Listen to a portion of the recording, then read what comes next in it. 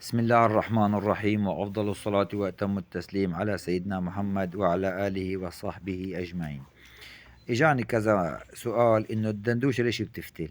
شايفين هيك بتفتل الدندوشة ليش؟ شو السبب؟ طبعا أنا هاي الدندوشة مو فاتلة معي، يعني أنا وعم بشتغل، بس أنا هلأ فتلتها بإيدي مشان بين لكم شلون بتصير، لأنه على الشرح ما عم يفهموا علي شلون. ما هلأ شايفين الدندوشة ما فيها شيء هي، بس أنا لفيتها هيك حتى أعطيكم المعلومات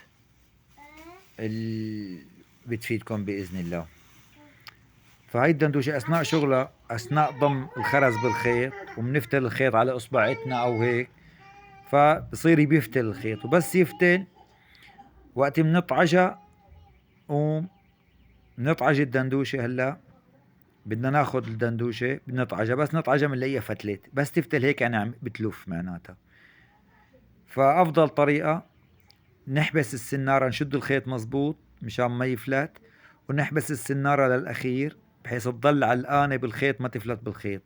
انتبهوا لهي القصة، يعني في عالم بتسويها هيك وبتفلت السنارة، بده يرجع من أول جديد. شد هيك مشان ما تفلت السنارة.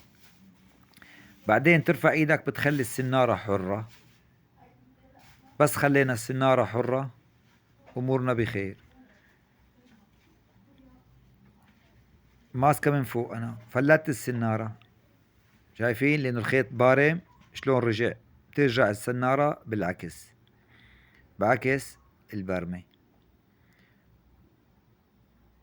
بس توقف السنارة معناتها صار الخيط على سوية وماله مبروم. طبعا هي لي فترة عم ببرم الخيط حتى يزبط، يعني يصير معي هاي القصة.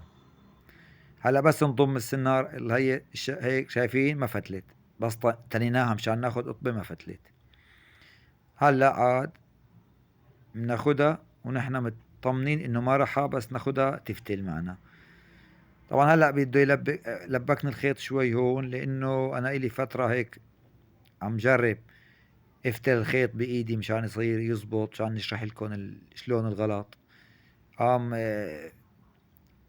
شفت هو يكون مطفور نظامي، راحت ضفراته، فصار يعلق الخيط يعني.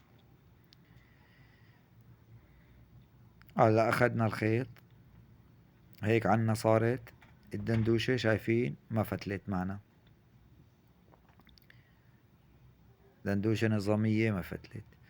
طبعا انا اللي عم اقول انه ليش ما عم نزل حاليا، والله شوي هيك مشغول، ولحد الان ما كانت تمشي امور القناة، بدنا اثبات العنوان لحد الان ما زبط معنا، فمواقف شوي حاليا.